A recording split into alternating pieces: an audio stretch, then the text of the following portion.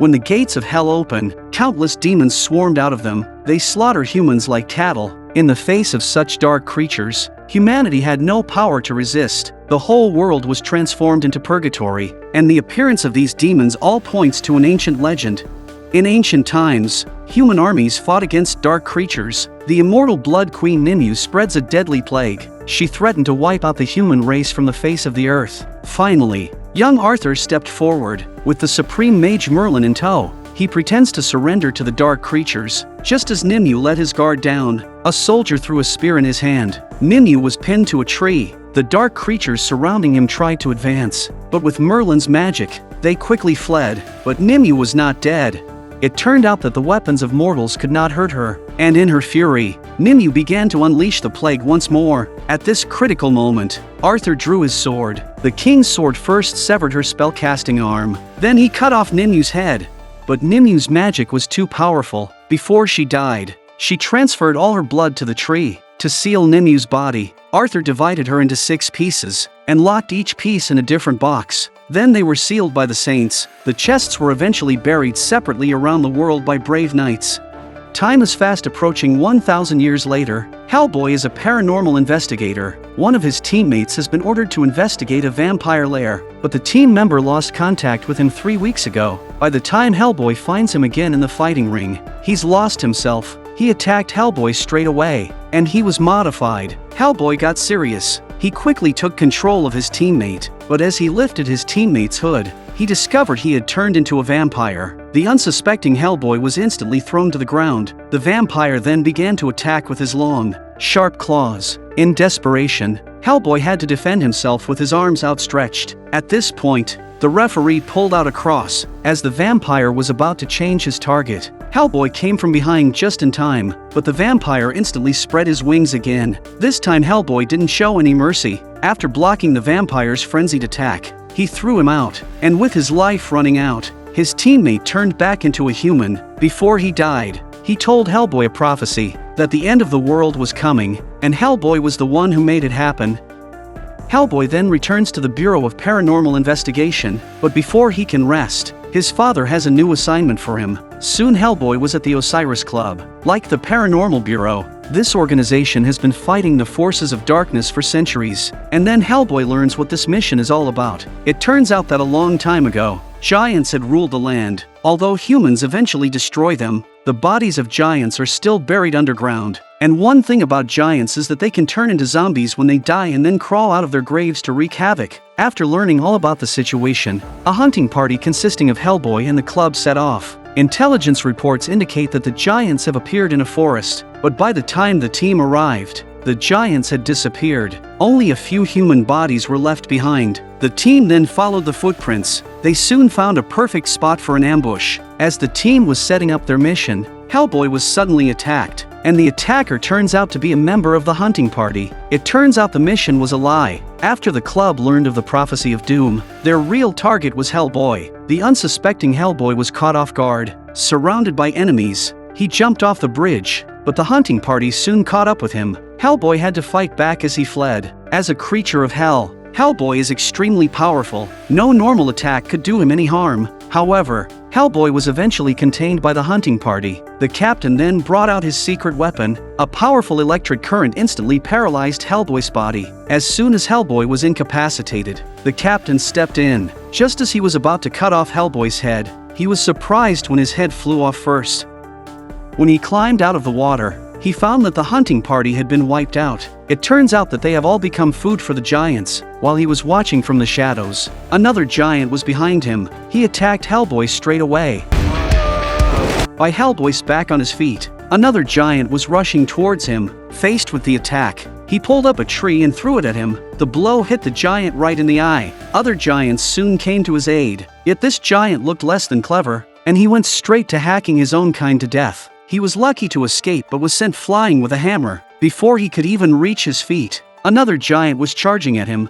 After dodging the giant's first attack, he immediately started to fight back. His mechanical right hand had the strength of a demon, and with a single punch, he knocked the giant around. He then punched the giant in the eye, and with a wail, the giant quickly lost his balance. Hellboy pulled up a tree and drove it through the giant's body, but there was no time for him to rest, for the last of the giants had come for him. Hellboy tried to dodge with his nimble body but was kicked out of the way by the giant, but he also landed right next to a large sword. Although it was a giant's weapon, Hellboy picked it up straight away. He swung his sword and killed the giant. When all was calm, he fell to the ground, drained of his strength. Meanwhile, a group of dark creatures was plotting. They were preparing to awaken the sealed Nimu. Soon, a dark figure arrived at the abbey, then a pig demon broke right through the door, after it had killed all the rebels. The pig demon took the last of the saints to the chamber. Here it managed to find the chest that sealed Nimu, to break the seal. However, the saint had to recite the incantation. Seeing the saint's refusal to submit, the pig demon pulled out his tongue and installed it in its mouth, and as the pig demon recited the incantation in a human voice, the seal on the chest was finally opened. Inside, Nimu, who had been sleeping for 1,000 years, awoke. Then, thanks to the pig demon's efforts, it found more and more bodies. Meanwhile, Hellboy wakes up. This time it was his best friend, the psychic girl Alice, who saved him. Shortly afterward, his father arrives to stop Nimu from returning to life. He also brought Hellboy a new companion. He is Colonel Daimyo, who has the power of transformation. Immediately afterward, the group went into action. Next, they had to return to the Asilius Club, for it was there that a part of Nimu's body was kept. However, when the group arrived at their destination, they found the place had been slaughtered. Luckily, thanks to Alice's psychic powers, they meet the spirit of the club's leader. They then realize that Nimu had been searching for her king. If she succeeds in finding him, the end will come. But as the murderer was still here, the fearful spirit disappeared before it could say anymore. At that moment, a strange sound came from the side. Hellboy heard it and immediately rushed over. The pig demon hadn't had time to leave. As Hellboy smashed the box, Nimu's last arm fell out. Hellboy then had the pig demon firmly in his grasp. However, at that moment, Nimu's phantom appeared out of nowhere, but Nimu didn't attack because she saw the demonic power hidden inside Hellboy. Nimu invited Hellboy to become her king so they could rule the world together. Just as Hellboy was overwhelmed, Daimyo's voice woke him up just in time. Nimu disappears immediately, and the pig demon is lost with him, but their visit was not without its rewards, for Hellboy had learned the identity of the pig demon. It turns out that 20 years ago, the pig demon had taken on the guise of Alice. It wanted to stay in the human world by doing so, but in the end, Hellboy spotted him. The pig demon then had to escape into the chimney to avoid death, but it had to send back the real Alice under Hellboy's threat. Because Hellboy had ruined its plans to become human, the pig demon now wants to resurrect Nimu to deal with Hellboy. Nimu has now gathered all her bodies. In an ancient ritual, she has come back to life. As the most powerful blood queen ever, she will now embark on her plan of revenge. Meanwhile, Hellboy has returned to headquarters, but he soon has a falling out with his father. It turns out that at the Osiris Club, he also unwittingly learns of his origins. Towards the end of the Second World War, the Nazis wanted to use their last resort to turn the tide, so they used black magic to open the gates of hell. But just in time, the Allied troops arrived. After finishing all the enemies, they saw a creature crawling out of hell, and he was Hellboy as a child. Ultimately, Broom didn't kill him but adopted the child from hell.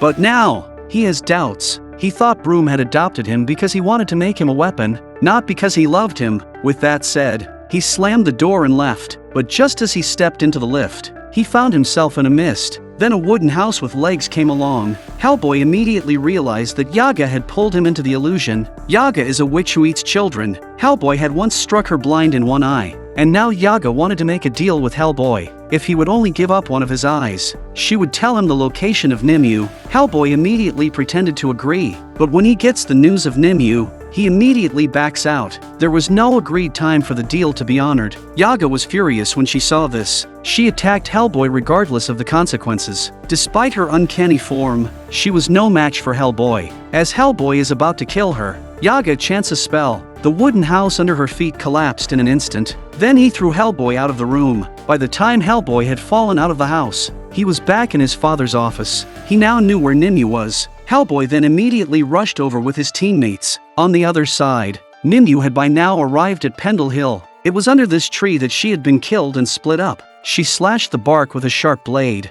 followed by her palm. Now she wants to retrieve the blood stored here 1,000 years ago. And with all the blood back in her body, the wounds on her body immediately began to heal. She had finally regained her full strength. With the release of her seal, the dark beings that had been sealed with her were finally freed. The demons all bowed at her feet to welcome their queen back. Hellboy arrived at the same time. As soon as the helicopter landed, they made a mad dash for the top of the mountain, but the trap had been laid by Nimu along the way. Countless undead began to rise from the ground, and they came out towards the squad without fear of life or death. The group was all caught up in this undead. At this point, Daimyo decided that he and Alice would hold off the enemy. Hellboy breaks out to stop Nimu. As soon as he reached the top of the hill, he launched a surprise attack on Nimu. The dark creatures surrounding him all fled, but ordinary weapons could not harm Nimu. Her wounds were soon back to normal. Hellboy's weapons were then disarmed as she struck back, and then he was knocked out with a slap. But instead of hurting Hellboy,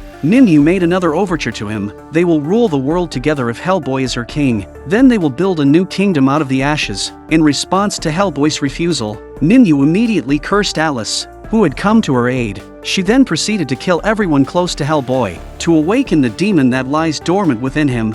Hellboy finds Merlin, the supreme mage, sleeping underground to save his companions. After rescuing his companion, Hellboy learns another truth about his identity from Merlin. It turns out that Hellboy is not only the son of a demon, he also has the power of King Arthur in his blood. Hellboy's mother was the daughter of the last Arthurian king, but she ended up marrying a demon, and when Hellboy was first born, he was given the title of Destroyer of Everything. Merlin then used Hellboy's blood to summon King Arthur's most precious treasure. The king's sword before him was the only weapon that could kill Nimu. As Hellboy gripped the king's sword, a vision appeared before his eyes. Hellboy is now holding a flaming crown on his head and a sword of destruction. A flaming dragon was carrying him through the heavens and the earth. And on the ground, human cities have been destroyed. Immediately afterward, he leaped straight down from the sky. Then, under his sharp blade, all the humans were eventually slaughtered. Seeing such a scene, he immediately let go of the king's sword. He could not allow himself to become such a demon.